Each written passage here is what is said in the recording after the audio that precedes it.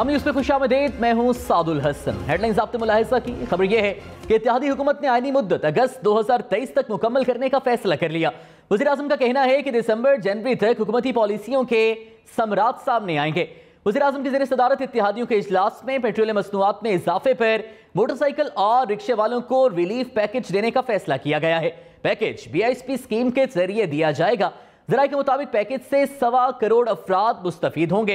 इत्तेहादियों ने वज़ीर आज़म को मशवरा दिया कि गैर यकीनी सूरत हाल से मुल्क को निकाला जाए। वज़ीर आज़म ने कहा कि सबको बता दें, कोई गैर यकीनी नहीं, मुद्दत मुकम्मल करेंगे।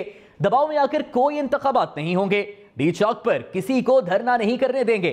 वज़ीर आज़म का कहना है कि इमरान खान 6 दिन बाद आए, मुख्तलिफ जगह पर एहतजाज का शौक पूरा कर लें। दिसंबर जनवरी तक हुकूमती पॉलिसियों के समरात सामने आएंगे। मुल्क की मईशत को तरक्की की राह पर गामजन करेंगे। वक्त आ गया, तसादुम के बजाय मुल्क के लिए काम करें। चेयरमैन तहरीक इंसाफ का कहना है, IMF के दबाव पर पेट्रोल 30 रुपए महंगा किया गया। हमने जून तक कीमतें न बढ़ाने का फैसला किया था। इंपोर्टेड हुकूमत IMF का प्रेशर बर्दाश्त नहीं कर सकी। अमेरिका का इत्तेहादी भारत रूस से तेल खरीद सकता है। हमारे साथ अमेरिका इतने गुस्से में क्यों है? पाकिस्तान इंपोर्टेड हुकूमत की गुलामी की कीमत अदा कर रहा है। जिस तरह महंगाई हो रही है, ये अवाम को बगावत की तरफ लेकर जा रहे हैं। चेयरमैन तहरीक इंसाफ इमरान खान ने एस्टैब्लिशमेंट से डील की तरदीद कर दी। कहते हैं, हुकूमत के खात्मे तक धरना देना मुश्किल नहीं था। धरना देते तो खून खराबे से मुल्क में इंतशार पैदा होता। पेशावर में प्रेस कॉन्फ्रेंस करते हुए उन्होंने कहा कि हमारे इकदाम को कमजोरी ना समझें। 6 दिन में इलेक्शन की तारीख ना दी तो फिर निकलूंगा। अब हम तैयारी करके निकलेंगे। इनकी गलत फहमी है कि इंपोर्टेड हुकूमत को तस्लीम कर लेंगे। जब तक जिंदा हूं, इनके खिलाफ खड़ा रहूंगा। मेरे लिए इतना देर बैठना, जितनी देर ये घुटने टेकती है गवर्नमेंट, मेरे लिए क्या मुश्किल था। मुझे पूरी तरह इल्म हो गया कि अब हालात किस तरफ जा रहे हैं। मैं उस दिन शाम को बैठ जाता, वहाँ खून खराबा हो जाता, मुल्क में इंतशार पड़ना था। इसको कोई ये ना समझे कि कोई हमारी ये कमज़ोरी थी कि हम 6 दिन दे रहे हैं। उसके अंदर अगर इन्होंने ना अनाउंस किया, ये मैं अब फिर से निकलूँगा कि अब हम निकलेंगे तैयारी करके, इस इंपोर्टेड हुकूमत को तस्लीम कर लेंगे, किसी कोई गलत फहमी में ना रहे। मरियम नवाज ने फिर इमरान खान पर तनकीद की। कहती हैं, फितना खान की आएं बाएं शाएं सिवाय शर्मिंदगी और नाकामी के एतराफ के और कुछ भी नहीं। 30 लाख के दावे के बरक्स 20,000 भी जमा न कर सकने पर बेचारे की ज़हनी हालत काबिल रहम हो गई। अवाम ने इसको पहचान कर मुस्तरद कर दिया है। मरियम नवाज ने कहा कि इनकलाब अपना रास्ता खुद बनाता है, पुलिस के रोकने से नहीं रुकता।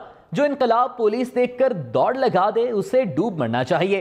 खसियानी बिल्ली के पास नोचने को खंबा तो होता है, इनके पास तो वो भी नहीं। इसी ज़हनी हालत में मीडिया से दूर रहना बेहतर है। सुप्रीम कोर्ट को चंद दिन पहले तक गालियां देने वाला आज उसी सुप्रीम कोर्ट की आड़ लेकर अपने इंतशार के एजेंडे की तकमील चाहता है। मरियम नवाज ने कहा कि सुप्रीम कोर्ट को चौकन्ना रहना होगा और इस सियासी लड़ाई से खुद को अलग रखना होगा, वरना जानिबदारी का तासुर मजबूत होगा, जो अदलिया के लिए बतौर इदारा नुकसानदेह है। चेयरमैन पाकिस्तान तहरीक इंसाफ इमरान खान ने चीफ जस्टिस ऑफ पाकिस्तान को खत लिख दिया। इमरान खान का कहना है कि खत लिखकर पूछा है, क्या उन्हें पुरअमन एहतजाज का हक नहीं? कौन सी पुलिस इस तरह बेटियों, बच्चों और बुजुर्गों को मारती है? ये लोग मुल्क को बगावत की तरफ धकेल रहे हैं। अवाम को अगर एहतजाज का हक नहीं दिया तो लोग क्या करेंगे? क्या हम भेड़ बकरियों की तरह हर बात मान लें? कौमी असम्बली में जो कुछ हो रहा है गैर कानूनी है। खबर यह है कि सुप्रीम कोर्ट ने ECL से निकाले गए वुज़रा के नामों की तफसीलात तलब करते हुए DG FIA और डायरेक्टर ऑपरेशन लॉ FIA को जाती हैसियत में बुला लिया। 5 रुकनी बेंच ने वज़ीर आज़म शहबाज शरीफ के वकील इरफान कादिर को सुनने से इनकार करते हुए तहरीरी मारूजात जमा कराने की हिदायत कर दी।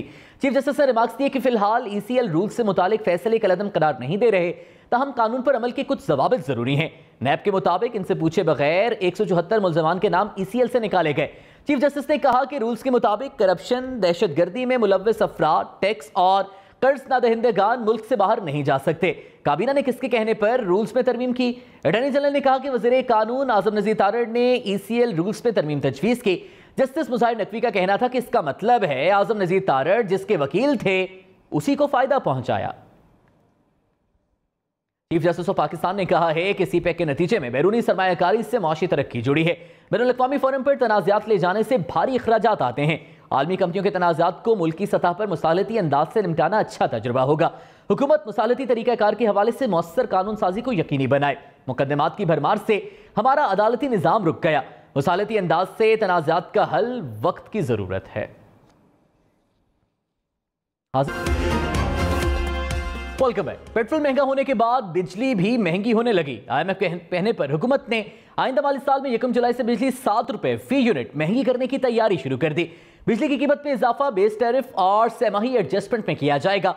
बताया गया है कि IMF ने 2600 अरब रुपए के बिजली के गर्दिशी कर्ज पर शदीद तशवीश का इजहार किया और बिजली की मुनाफा बख्श तकसीम कार कंपनियों की फौरी फरोख्त की तजवीज़ दी। नुकसान में चलने वाली तकसीम कार कंपनियों को सूबों के हवाले करने की तजवीज़ दी गई है। बिजली की सरकारी कंपनियों के ऑडिट के लिए नेप्रा ऑडिटर जनरल को मुआवनत फराहम करेगा। सरकारी शोबे में बिजली कारखानों की फौरी निजकारी का भी दबाव है। जबकि कराची वालों के लिए बुरी खबर है, बिजली 4 रुपए 83 पैसे फी यूनिट महंगी करने की मंजूरी दे दी गई। इसका इत्तलाक सिर्फ जून के बिलों पर होगा। नोटिफिकेशन में कहा गया है कि मार्च के माहाना फ्यूल चार्जेस एडजस्टमेंट की मद में इजाफा किया गया है। इसका इत्तलाक सिर्फ जून के बिलों पर होगा। नेप्रा का कहना था कि इजाफे का इत्तलाक के इलेक्ट्रिक के तमाम सारिफीन मासिवाय लाइफलाइन सारिफीन पर होगा। नोटिफिकेशन के मुताबिक के इलेक्ट्रिक ने 5 रुपए 27 पैसे फी यूनिट इजाफे की दरख्वास्त की थी। बात करेंगे डॉलर की, जो इंटरबैंक में 2 रुपए 25 पैसे सस्ता हो गया।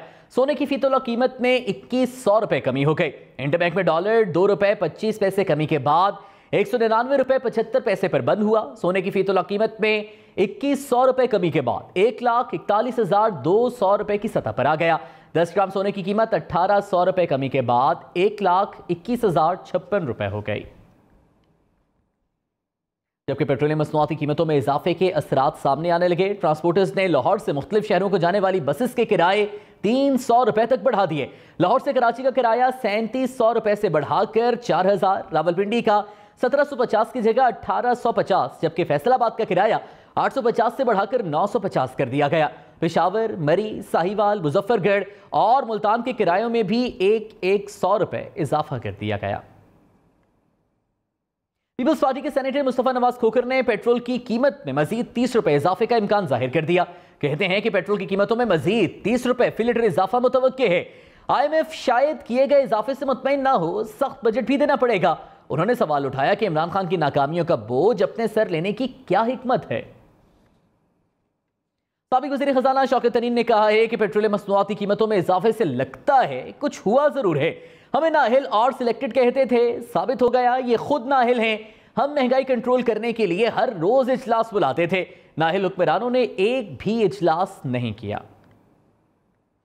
कराची, लाहौर, इस्लामाबाद समेत मुल्क भर में अवाम ने पेट्रोलियम मसनूआती कीमतों पर शदीद रद्द अमल दिया है।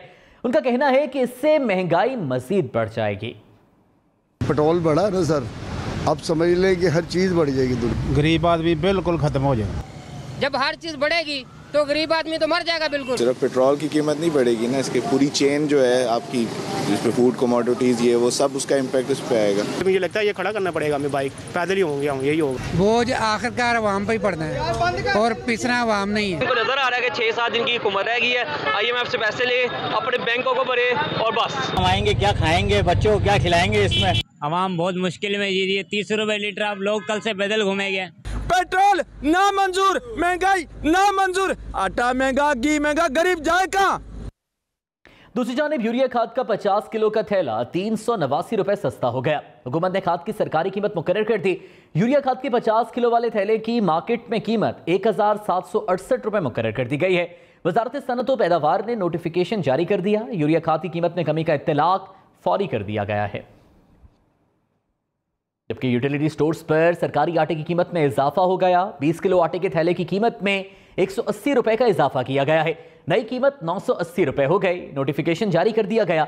20 किलो आटे के थैले की कीमत पहले 800 रुपए थी। नोटिफिकेशन के मुताबिक यूटिलिटी स्टोर्स पर 10 किलो आटे के थैले की कीमत में 90 रुपए का इजाफा करके कीमत 490 रुपए मुकर्रर की गई है। यहां पर वक्त हुआ एक ब्रेक का, लेकिन ब्रेक से पहले शामिल करेंगे